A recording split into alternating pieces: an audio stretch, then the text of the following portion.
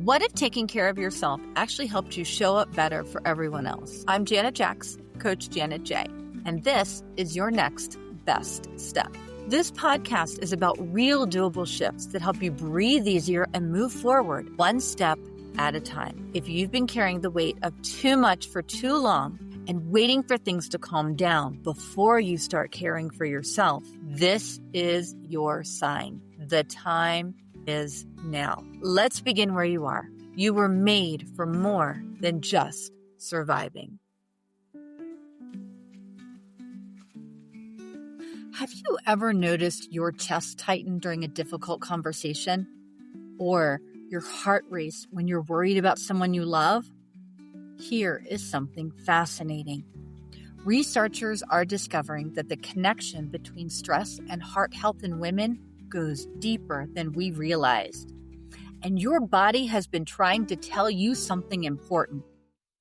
Before we go further, this episode provides educational wellness coaching, not medical advice.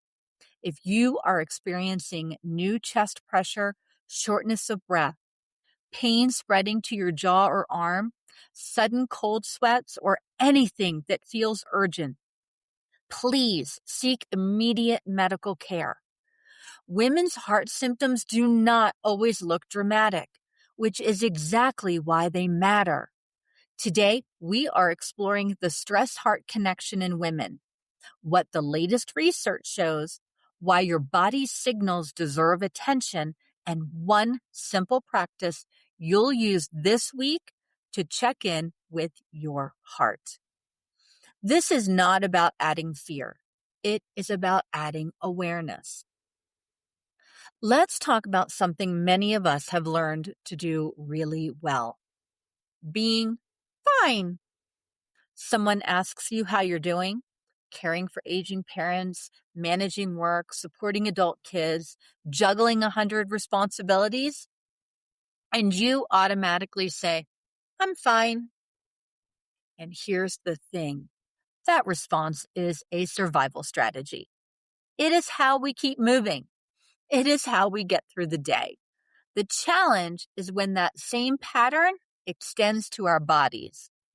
When we minimize symptoms because we are too busy to deal with them, when we assume the tightness in our chest is probably just stress and leave it at that, here is what I want you to hear with compassion, not judgment.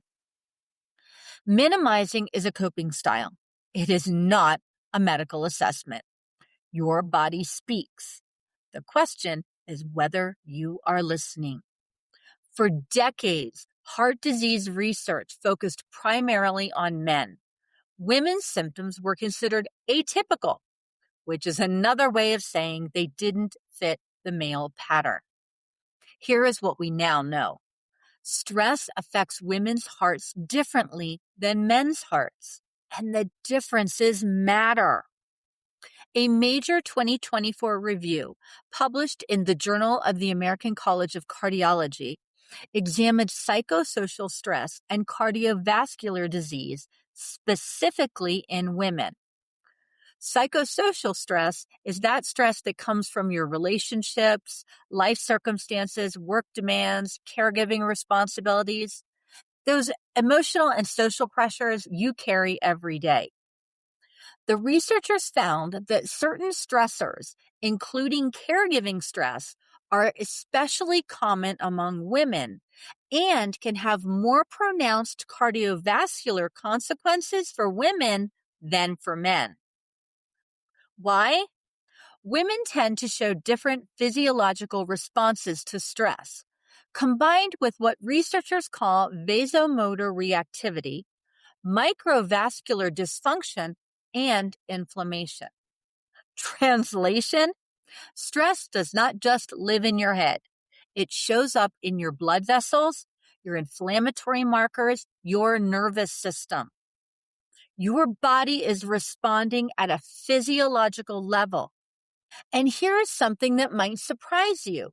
Researchers now consider psychosocial stress a key modifiable risk factor for cardiovascular disease, particularly for young and midlife women.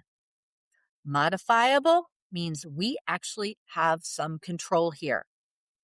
Now, let's talk about what's happening in your brain when you are stressed, because this helps explain why the stress-heart connection is so real. A 2024 review in Nature Reviews Cardiology examined how stress affects the cardiovascular system. And here is what stood out. The medial prefrontal cortex and related brain regions have a pivotal role in regulating both emotional and physiological responses to stress. In other words, your brain does not separate emotional stress from physical stress. When you are worried, anxious, or overwhelmed, your brain activates the same pathways that prepare your body for physical danger. Those physiological responses, changes in blood pressure, vascular function, and inflammatory markers, have demonstrated connections to cardiovascular events in prospective research studies. So, when you feel your heart pounding during a stressful conversation, or you notice tension in your chest when you are worried about your mom's health, that is not imaginary. That is your nervous system responding to threat, real or perceived. And for women who are carrying chronic caregiving stress or managing multiple competing demands over months and years, that response does not just turn off when the immediate crisis passes. Here is an example that makes this connection crystal clear. Takotsubo syndrome, often called broken heart syndrome. This is a real stress-related heart condition that typically follows intense emotional or physical stress. And here is the striking part. Approximately 90% of these syndrome cases occur in women, many of them postmenopausal. The condition demonstrates that emotional stress can have measurable effects on heart function that show on imaging and affect how the heart pumps and requires medical treatment. This is not about being emotional or dramatic. This is documented cardiovascular medicine showing that stress affects women's hearts in real physiological ways. This stress-heart connection touches all four pillars of your wellness. Physical. Chronic stress can affect blood pressure, increase inflammation, and change how your blood vessels function. Your body works harder even when you are sitting still. Mental. When you are constantly vigilant, always managing, always anticipating the next need, your cognitive resources get depleted. Decision fatigue sets in earlier. Focus becomes harder. Emotional. Stuffing down feelings doesn't make them go away. Your body still carries the load, often as tension, fatigue, or that constant on-edge feeling. Spiritual. When your body feels unsafe, it becomes harder to rest in God's presence. Prayer feels effortful instead of restorative. You might wonder if God cares about your physical struggles. This is where biblical stewardship meets modern science. Paying attention to what your body is telling you is not selfish. It is wise. In 3 John 1:2, we read, "Dear friend, I pray that you may enjoy good health and that all may go well with you, even as your soul is getting along well." This verse connects physical health with spiritual well-being. They are not separate categories. They are intertwined parts of how God designed you. Here is your one step for this week. something you can do in 60 seconds once a day. Put your hand on your heart. Take 3 slow breaths. Breathe in for 4. Exhale for 6. That longer exhale tells your nervous system, we are safe now. Now, ask yourself, what is my body trying to tell me right now? Maybe it's tension in your jaw or shoulders. Maybe it's tightness in your chest. Maybe something feels off and needs attention. Choose one response. Write one sentence about what you noticed.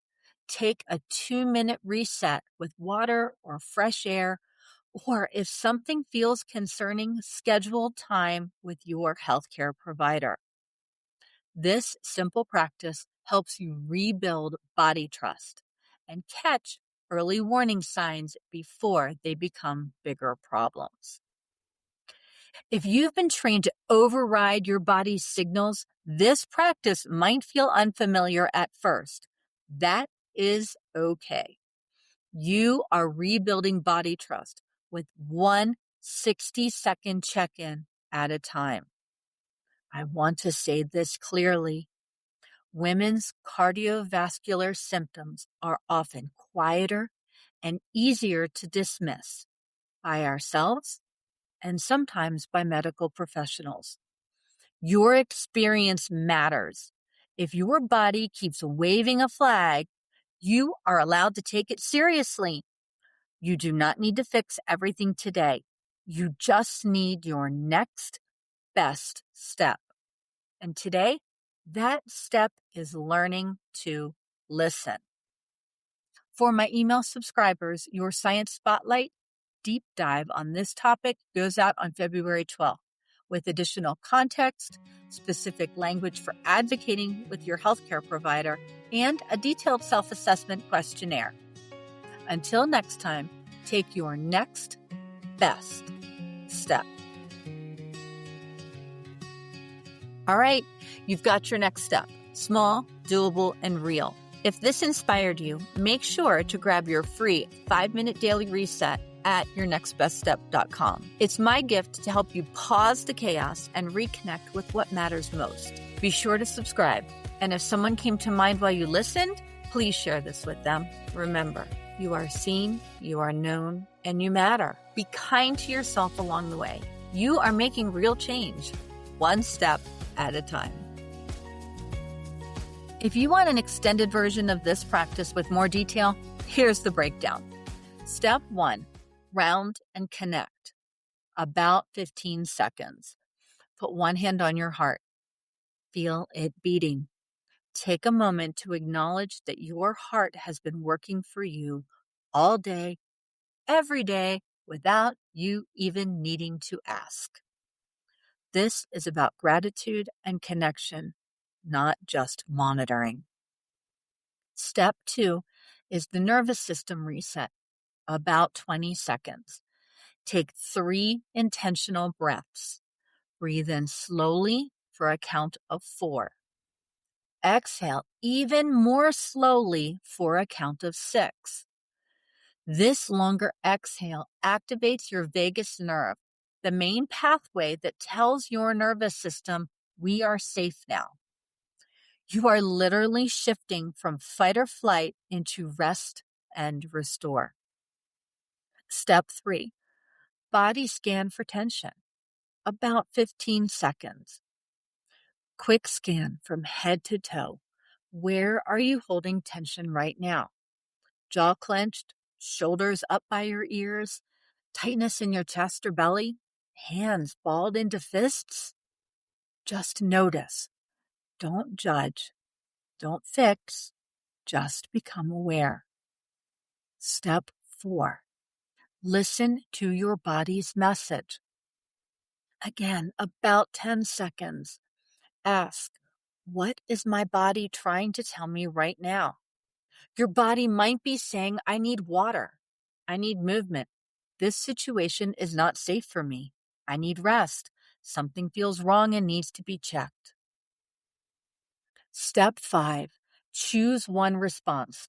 The time is going to vary. Based on what you heard, choose one action. Track it. Write down one sentence in your phone notes about what you noticed.